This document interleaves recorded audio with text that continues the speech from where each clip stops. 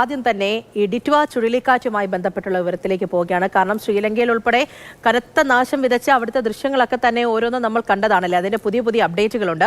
ഈ ശ്രീലങ്കയിലെ കനത്ത നാശനഷ്ടം വിതച്ച ഡിറ്റ്വ ചുഴലിക്കാറ്റ് ഇന്ത്യൻ തീരത്തേക്ക് അടുക്കുകയാണ്. ചുഴലിക്കാറ്റിന്റെ സ്വാധീനത്താൽ തമിഴ്നാട്ടിലും പോണ്ടിച്ചേരിയിലും ശക്തമായ മഴ തുടരുന്നുണ്ട്. ഡിറ്റ്വ ചുഴലിക്കാറ്റ് തമിഴ്നാട് തീരം തൊടില്ല എന്നാണ് കാലാവസ്ഥാ നിരീക്ഷണ കേന്ദ്രം അറിയിക്കുന്നത്.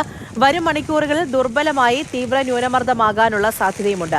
ചുഴലിക്കാറ്റിൽ ശ്രീലങ്കയിൽ മരണസംഖ്യ 200 രക്ഷാപ്രവർത്തനം പുരോഗമിക്കുകയാണ്.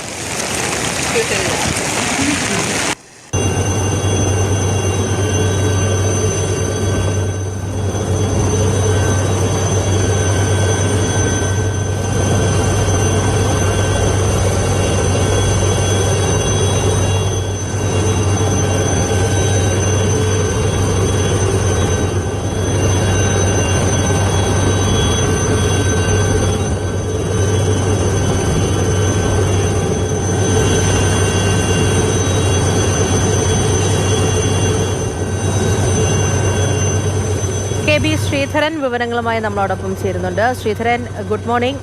ശ്രീലങ്കയിൽ ഉൾപ്പെടെ വലിയ നാശനഷ്ടമാണ് സംഭവിച്ചിരിക്കുന്നത്. മരണസംഖ്യയൊക്കെ വലിയ തോതിൽ ഉയർന്നിട്ടുണ്ട്. അപ്പോൾ ആ കാലാവസ്ഥ അറിയിപ്പുകളൊക്കെ ഇങ്ങനെ തമിഴ്നാട് പ്രദേശത്തേക്കൊക്കെ വരുമ്പോൾ എങ്ങനെയാണ്? ആശങ്കപ്പെടേണ്ട ഒരു സാഹചര്യം ആ പ്രദേശത്തൊക്കെ ഉണ്ടോ? പൂജ, ഗുഡ് മോർണിംഗ്. ആശങ്കയില്ലെങ്കിലും കനത്ത ജാഗ്രതയിലാണ് തമിഴ്നാട്, പുതുച്ചേരി, ആന്ധ്രാപ്രദേശ് തീരങ്ങൾ. കാറ്റ് നിലവിലുള്ളത് തമിഴ്നാട് തീരത്തിന് ഏതാണ്ട് വളരെ അധികം ദൂരത്താണ്. ചുഴലിക്കാറ്റ് തമിഴ്നാട് തീരം തൊടില്ല എന്നുള്ളതാണ് നിലവിൽ ലഭിക്കുന്ന വിവരം. കാരക്കലിൽ നിന്ന്, പുതുച്ചേരിയിലെ കാരക്കലിൽ നിന്ന് 80 കിലോമീറ്റർ അകലെയും ചെന്നൈ തീരത്ത് നിന്ന് ഏതാണ്ട് 250 കിലോമീറ്റർ അകലെയുമാണ് ഒടുവിൽ വന്ന അപ്ഡേറ്റ് പ്രകാരം ഡിറ്റ്വ ചുഴലിക്കാറ്റിൻ്റെ സ്ഥാനം. ഇത് കരയിലേക്ക് കയറുമ്പോഴേക്കും, ഇതിൻ്റെ കേന്ദ്രഭാഗം കരയിലേക്ക് കയറിയാലാണ് പൂർണ്ണമായും ചുഴലിക്കാറ്റ് കരയിൽ പ്രവേശിച്ചു എന്ന് പറയുക. ആ മധ്യഭാഗം കരയിലേക്ക് കയറില്ല. അതുകൊണ്ട് ചുഴലിക്കാറ്റ് കര തൊടില്ല എന്നുള്ളതാണ് കാലാവസ്ഥാ നിരീക്ഷണ കേന്ദ്രം അറിയിക്കുന്നത്. പക്ഷേ ഇതിൻ്റെ പ്രഭാവം വളരെ ശക്തമായിട്ട് ഉണ്ടാവുകയും ചെയ്യും. നിലവിൽ 5 കിലോമീറ്റർ വേഗതയിലാണ് കാറ്റ് വീശിക്കൊണ്ടിരിക്കുന്നത്. ഇന്ന് വൈകിട്ടോടുകൂടി ചെന്നൈ തീരത്തേക്ക് ഈ ഡിറ്റ്വ എത്തും. അപ്പോഴേക്കും അത് ചുഴലിക്കാറ്റിൻ്റെ സ്വഭാവമിട്ട് തീവ്ര ന്യൂനമർദ്ദമായി മാറുകയും ചെയ്യും. കഴിഞ്ഞ 2 ദിവസങ്ങളിലായി തമിഴ്നാട്ടിൻ്റെ വിവിധ ഭാഗങ്ങളിൽ, പ്രത്യേകിച്ച് തീരദേശ ജില്ലകളിലായിട്ടുള്ള നാഗപട്ടണം, തഞ്ചാവൂര് പോലുള്ള മേഖലകളിലൊക്കെ കാര്യമായിട്ട് മഴ ഉണ്ട്, ശക്തമായിട്ടുള്ള മഴയുണ്ട്. അതുപോലെ ഏറ്റവും പ്രധാനം ബുദ്ധിമുട്ടുണ്ടാക്കുന്നത് കാറ്റ് തന്നെയാണ്. നിലവിൽ 50 മുതൽ 60 കിലോമീറ്റർ വരെ വേഗത്തിലാണ് കാറ്റ് വീശുന്നത്. അത് 80 കിലോമീറ്റർ വേഗത്തിൽ വരെ ആകാനുള്ള സാധ്യതയുണ്ട് എന്നാണ് കാലാവസ്ഥാ നിരീക്ഷണ കേന്ദ്രം അറിയിച്ചിരിക്കുന്നത്.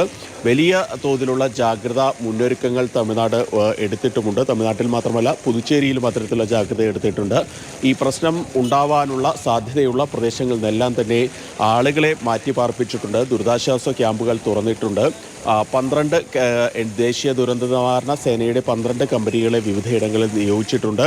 SDRFിൻ്റെയും കനത്ത ജാഗ്രതയുണ്ട്. ആന്ധ്രാ തീരത്തും ഇത്തരത്തിലുള്ള വലിയ മുന്നൊരുക്കങ്ങളുണ്ട്. ചെന്നൈയിൽ മഴ ഇന്ന് രാവിലെ ഇപ്പോൾ വലിയ ശക്തമില്ല, പക്ഷേ കാറ്റ് കാര്യമായിട്ട് വീശുന്നുണ്ട് എന്നാണ് ലഭിക്കുന്ന വിവരം.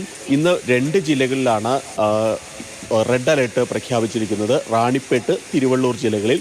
ചെന്നൈ ഉൾപ്പെടെയുള്ള ജില്ലകളിൽ 7 ജില്ലകളിൽ ഓറഞ്ച് അലേർട്ടും പ്രഖ്യാപിച്ചിട്ടുണ്ട്. ഏതായാലും വരും മണിക്കൂറുകളിൽ മഴ ശക്തമാകും, കാറ്റ് ആഞ്ഞുവീശും എന്ന് തന്നെയാണ് കാലാവസ്ഥാ നിരീക്ഷണ കേന്ദ്രം അറിയിക്കുന്നത്. ഏതായാലും നിരവധി വിമാന സർവീസുകൾ റദ്ദാക്കിയിട്ടുണ്ട്. 47 വിമാന സർവീസുകളാണ് റദ്ദാക്കിയിരിക്കുന്നത്. ഇതിൽ 11 അന്താരാഷ്ട്ര വിമാന സർവീസുകളും 36 ആഭ്യന്തര വിമാന സർവീസുകളുമാണ്. രാമേശ്വരം വഴി, തഞ്ചാവൂർ വഴിയൊക്കെയുള്ള ട്രെയിനുകളിൽ ചിലത് റദ്ദാക്കിയിട്ടുണ്ട്. രാമേശ്വരത്തേക്ക് ഉള്ള ട്രെയിൻ സർവീസ് പൂർണ്ണമായും റദ്ദാക്കുകയാണ് ചെയ്തിട്ടുള്ളത്. നേരത്തെ സൂചിപ്പിച്ച പോലെ തന്നെ ഏറ്റവും ഈ കാറ്റ് നാശം വിതച്ചത് ശ്രീലങ്കയിലാണ്. ശ്രീലങ്കയിൽ 200 മരണം ഇതിനോടകം തന്നെ റിപ്പോർട്ട് ചെയ്തിട്ടുണ്ട്. ഇന്ത്യൻ നാവികസേനയും ഇന്ത്യയുടെ മറ്റ് സേനകളൊക്കെ ദുരന്ത നിവാരണ സേനയൊക്കെ ശ്രീലങ്കയിൽ രക്ഷാപ്രവർത്തനത്തിനായിട്ട് രംഗത്ത് വന്നിട്ടുണ്ട്. കഴിഞ്ഞ ദിവസങ്ങളിലൊക്കെ അവിടെ നിന്നുള്ള ദൃശ്യങ്ങൾ കണ്ടതാണ്. വളരെ പേടിപ്പെടുത്തുന്ന ദൃശ്യങ്ങളാണ് ശ്രീലങ്കയിൽ നിന്ന് കാണാൻ കഴിയുന്നത്. ഏതായാലും വളരെ പതുക്കെയാണ് ഈ ചുഴലിക്കാറ്റ് തീരത്തോട് അടുക്കുന്നത്. അതുകൊണ്ട് തന്നെ നേരത്തെ ഇന്ന് പുലർച്ചയോടുകൂടി ഇത് തീരം തൊടുമെന്നൊക്കെയായിരുന്നു അറിയിച്ചിരുന്നെങ്കിൽ ഇത് ഇന്ന് വൈകിട്ടോടുകൂടി മാത്രം തീവ്ര ന്യൂനമർദ്ദമായി മാത്രമേ കരയോടടുക്കൂ എന്നാണ് മനസ്സിലാക്കുന്നത്. തമിഴ്നാട്ടിൽ കൃഷിനാശം കാര്യമായിട്ട് ഉണ്ടായിട്ടുണ്ട്. പക്ഷേ ഇതുവരെ ആളപായമൊന്നും ഉണ്ടായിട്ടില്ല എന്നുള്ളത് ആശ്വാസകരമായിട്ടുള്ള കാര്യമാണ്. 24 മണിക്കൂറും പ്രത്യേക കൺട്രോൾ റൂമൊക്കെ തമിഴ്നാട് സർക്കാർ ഒരുക്കിയിട്ടുണ്ട്. ആന്ധ്രാ തീരത്തും കനത്ത ജാഗ്രതയുണ്ട്. പ്രത്യേകിച്ച് ചെന്നൈയോട് ചേർന്ന് കിടക്കുന്ന ആന്ധ്രയുടെ ഭാഗങ്ങളിലൊക്കെ കനത്ത ജാഗ്രതയാണ് ഒരുക്കിയിട്ടുള്ളത്. ഏതായാലും ഡിറ്റ്വ ചുഴലിക്കാറ്റ് വലിയ പ്രശ്നങ്ങളില്ലാതെ കടന്നു പോകും എന്നുള്ളതാണ്, ഇന്ത്യയെ സംബന്ധിച്ച് വലിയ പ്രശ്നങ്ങളില്ലാതെ കടന്നു പോകും എന്നുള്ളതാണ് നിലവിൽ കാലാവസ്ഥാ നിരീക്ഷണ കേന്ദ്രം അറിയിക്കുന്നത്.